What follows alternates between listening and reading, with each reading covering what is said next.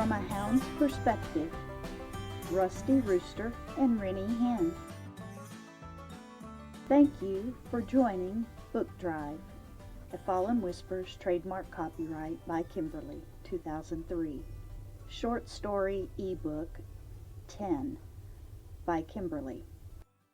Copyright 2002, February 6. Presented by Dandelion Breeze Audio, Book Drive Podcast. Planting seed while you read. Trademark copyright 2020 by Kimberly Ann.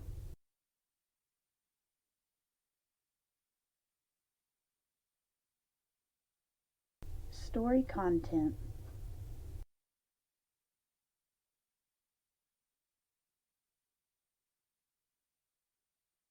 Renny Hen slept soundly most nights, but this night her eyes fluttered open more times than she could count, and it was all Rusty Rooster's fault, keeping her awake with concerns and worry. Often he talked of sleeping over in the pasture and fields where they roamed in the daytime, feeding on worms, grain, grasses, and insects. But this was too much. She was going to tell him something about it tomorrow, which was already here, though the sky was still dark, and the morning light had not yet come, for at the break of day, Rusty Rooster would always let out a cackling crow. But not this morning, for he had not come home when yester's eve had brought the sun down low to set upon the horizon, and the darkness of night was bringing daylight to its day's end. Rusty was nowhere to be found in the chicken coop, and tomorrow morning's cows would be late for their milking by Farmer Tom and his boy Dell. Oh, but Renny Hen was going to make sure Rusty heard about it, the ruckus he had caused in the hen house, in the milk barn, and all over the farm, even though he was not anywhere in sight. As Renny sat awake in the dark for the umpteenth time, mulling over what she would say to Rusty Rooster once she caught glimpse of him again, there was a sudden noise just outside the chicken coop door. A noisy rustling and scraping. Renny became quite alert for fear the fox or coyote had come sniffing around, trying to dig under the doorpost with hopes to sneak in and catch a chicken for their supper. Yeah, that's right. Supper. Round here on the farm we have breakfast, dinner, and supper. People who are on the go, going, and going, are the ones who say they have lunch. On the farm we make a dinner meal and enjoy its hearty taste and filling of our stomachs. Well, back to Renny and that there hen house. As me, that is Bud, the old hound, as me and Dell, Farmer Tom's boy, came silently into the barnyard, we heard the awfulest scraping and scratching going on, and it seemed to be coming from the chicken coop. So we picked up our pace and hurried along in the dark, trying to sneak up on whatever was in the barnyard this time of night, or an early riser. One who milks cows might say this time of day, and would say, what on earth is making such a racket? So we squeezed in tight together, walking alongside one another as Farmer Tom's boy had his hands full holding on to Rusty Rooster. The nearer we got to the hen house, we knew that was where the noise was coming from. The hens inside were clucking nervous-like, and Farmer Tom's boy was squeezing Rusty so tight from his wriggling around and trying to flap his wings to get away that he let out a squall clack and flew right out of his hands and right into the wild coyote that was making all the scratching noises. It startled the wild coyote so much that a shriek yelp came from him, and seeing Farmer Tom's boy's beam of light glare into his eyesight, he tucked tail and ran toward the wood before Dell could get a gunshot into the air to spook him off. By this time all the chicks, hens, and Rusty were clacking and cackling, feathers flittering and scurrying across the dirt floor, making a dust bowl so thick it blew out the henhouse gate door when Farmer Tom's boy opened it up to set Rusty inside. After he finally caught him again, running scared in the barnyard. "Some rooster he is," said I, the hound, to myself. "He struts around this barnyard in the daytime like he's the only one who never gets scared, and tonight I've watched him over and over and over show his fear. Well, I don't like to make fun of anyone, 'cause I've had my share of being scared at times, but it sure does make me realize we all are just alike when it comes to feelings and emotions. We all have them. We just all show them at different times and in different ways." I recall the night I was so feared of myself that I took to running, and it was 3 whole weeks before I made it back to the farm. I ran away so far. The cows and sheep said Farmer Tom's boy looked and looked for me, and then when he couldn't find me, Farmer Tom himself took out on a few trips to search for me, and neither one of them found me.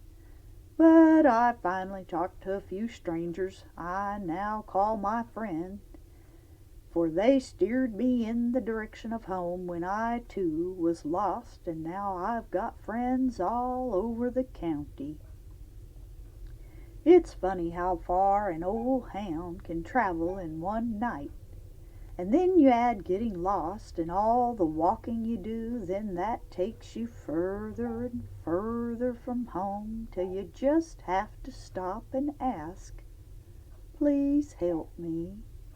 And there is one who will.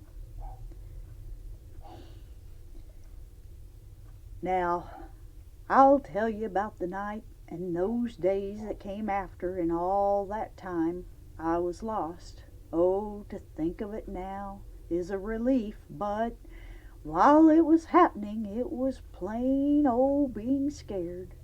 I took to the fields, kinda like Rusty Rooster, on a day that was as pretty as the sky is blue on a clear, clear day. Dell had went to town that day and told me to stay put. But did I? Oh, no. I just had to be going a-hunting on my own, sniffing and searching, and the day was so beautiful. It was a cool April spring day, and after being in the barn a good bit of the winter months when it was cold, in order to keep warm, I was ready for an outing in the woods and the fresh green grass fields and the wildflowers and all the critters coming out to smell the fresh spring rain, and the blossoms on all the trees, plants, and things. So without another thought to what Farmer Tom's boy had said to me, I went sauntering about. That is, I was intending on taking a short walk and being right back, and Dell would never know that I left the barnyard. Well, that's when it happened. I had my nose to the ground, and a fresh scent tickled my nose, and I just couldn't give it up. I had to follow it to see where it would go and what it was that I was sniffing. It seemed a new smell to me, though now I know it was just spring rain reviving an old scent I should have recognized. Tantalizing my senses, I took off a-running fast as ever I ran, and not a thought came to mind that I was doing wrong. By the time I reached the creek, the smell had gone. I'd lost it, and of course I thought it was me, and I wasn't going to let myself be outdid, so I kept a-sniffing till I came upon another new scent, and this one I recognized. It was a deer. Oh, but that did not matter to me, even though I've been taught not to chase deer, because they take a dog or an old hound like me far, far from home, and they don't stop, and we old hounds, we don't know any better sometimes than to not stop, and that's where my troubles began. Oh, I blame it on that first scent I smelled, a rabbit. They go a hoppin' all over, and they're the hardest trackin' I've ever had to do, and like that day, I lost the rabbit's scent, and that's what caused me to find the deer's and take off after it. So now where was I? Oh yeah, I was a runnin' hard after this here deer, and I was a smellin', and it was fresh, fresh, fresh. I was hot on his trail. So close, in fact, that I caught up to him, and as I came through the brush, he heard the rustling, and as deer are very skittish, he jumped and ran, flagging that tail of his at me, and I just kept on going, knowing I was going to catch him.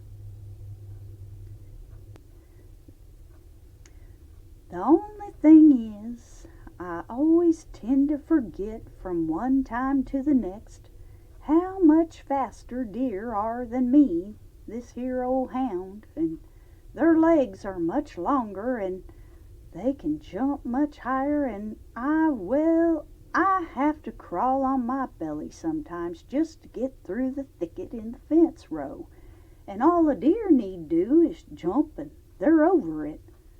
I get cut up and scratched from all the briar and thorns, and yes, that is what doing the wrong thing gets you.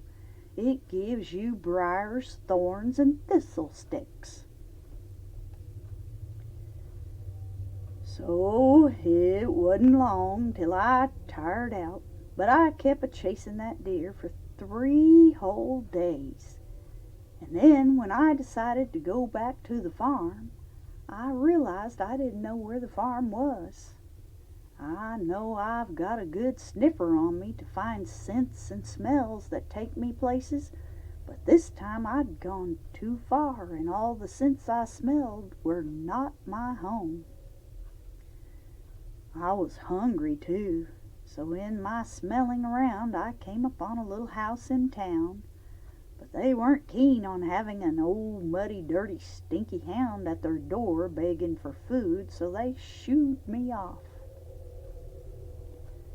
And hanging my head low, I went on down the road, till I came to another place that had some good smells coming from it. And I found a pile of peeled potato skins, something that seemed like hamburger meat, but it kinda had a bad smell to it. But for me, an old hound is okay to eat, unlike you human folk who have to throw out such kind of meat or it'll make you sick. As I was a-eatin', there came a long bang, and a screen door slammed shut and bounced back open, and there stood a hefty man in a white apron, but it was brown and dirty. He yelled at me and said, "Get on out of here!" So I had to run off, quick like, and didn't even get one bite of the food I'd found. Still can't figure out why he wouldn't let me eat if all he was doing was throwing it out on the ground. Of which the man in the apron said I turned over his trash can. What's a trash can? Well, by this time I had made my way around the same town for a week and was getting nowhere. I hadn't found how to go home, I hadn't found anything to eat, and finally a little stranger came out to meet me in the street one day and asked in the tiniest voice I've ever heard. Almost missed it. The little fellow spoke so soft, but he said, Mr. Hound, are you lost?" I immediately turned and found myself peering down at a teensy teensy weensy little mouse, dressed in a tuxedo. He had a top hat on, carried a cane, and even tinier little bow tie. I cleared my throat and said, "Yes, sir, I am." He casually asked, "Where are you needing to go?" I said, "I come from over yonder by the big pond." Yes, that's what I said. He turned his head for a moment in thought and said, "Oh, you must mean down by the large sycamore tree patch that is 2 counties over from this one." I said, "Yes, that's it. I recall there are gigantic sycamore trees there. I'd never have thought to mention."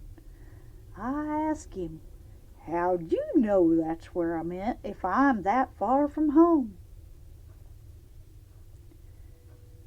The mouse only said, "Oh, we mice have miles of roots for our families to travel upon, for we go miles and miles if need be, though most often we stick close to where we find a good meal." With that I asked, "How do I get back there?"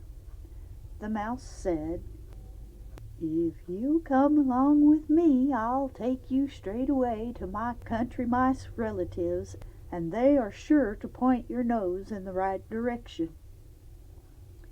So off the pair went, and as they were walking along the ditches and fence rows, the little mouse said, "I saw that man in the apron. He's the butcher of the town. I seen he ran you off, and you're looking a little pale and appear a little weak. If you'll stop off right over here, I can get you some supper, breakfast, dinner, whatever it is that you have not eaten since last, and you'll be fit to travel the distance you need to go to get home once the country mice show your nose the way." With that, I tell you, I almost howled, but I was just too poorly weak to even whimper. So out back of the town fire station is a dumpster, and near that dumpster is a bowl filled with fresh, cool water, and lots of it. A tray of scraps and dog food, even some cat food, and, well, the little mouse, he even found him some cheese, and we feasted there till our tummies were full, and then off to the country we traveled to meet the town mouse's relatives. When we arrived, there was much joy and shouting, for country mice and town mice don't often get to see one another, for the travel is far. And to think that this informidable town mouse had taken out of his time of day and his efforts and cost to assist me, an old hound, on how to make my way back home.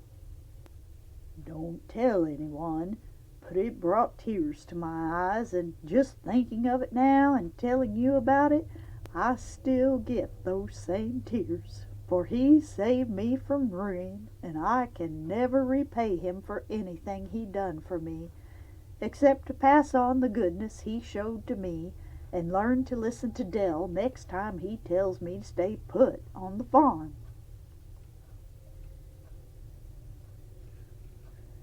Life out there in the world, I will admit, it glitters and shines, it twinkles and glistens, but the real glitter and shine are in knowing you are home.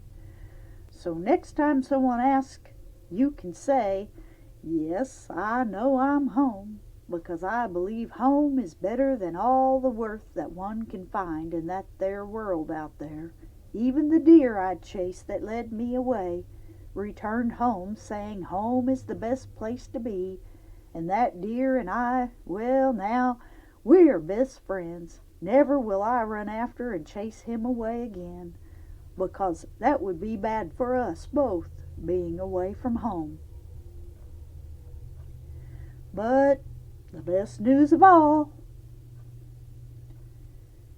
as the country mice were leading me down the trails that would take me to where my senses came back to me of when I knew I was home, there in the road in front of me was Farmer Tom, Dell his boy, and even Sally his wife. They'd all come out to see if I'd come home yet, and that was the greatest day ever. I'm home. As for Rusty Rooster and Renny Hen, well, that's yet another story. But to your liking, all the chicks, hens, and farm animals were so spooked and scared that night when Rusty flew into the side of the coyote, and the flashing beam of light from Farmer Tom's boy's flashlight glared in his eyes, that he hasn't been back since. And all the farm animals made a pact not to bring that night up ever again, because some things are just better left in the past in order for our future to spring up bright and wonderful. And as for me, the old hound, well, I'm training up a new little youngster hound, so he knows the right path, and maybe he'll not make the same mistakes I've made. That's how we learn, by mistakes, but if we listen to others who we trust and respect and then learn from what we listen to, well, then we won't, you won't, I won't make as many mistakes or the same mistakes, and life will be so much better than if you go off half thinking and knowing nothing, saying whatever. That's how you look at life, your road is most likely going to have a lot of bumps, drops, and falls. It's a hard way to learn after the hurt has already come to you. So take an old hound's advice and listen to those who know better, and that's most often your parent, grandparents, siblings, the people who not only say they love you, but they show you they love you in a nurturing way that makes life better.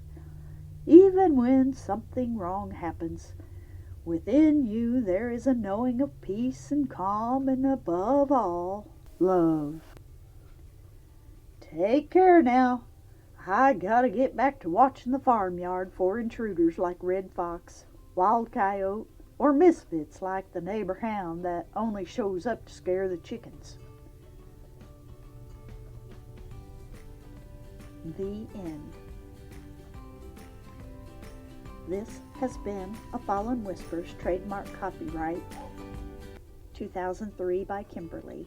Short story ebook 10 by Kimberly. Copyright 2002, February 6th. Rusty Rooster and Renny Hen. A Hound's Perspective. See you next time on Book Drive. Planting seed while you read. A Dandelion Breeze audio presentation, trademark copyright 2020 by Kimberly Hen.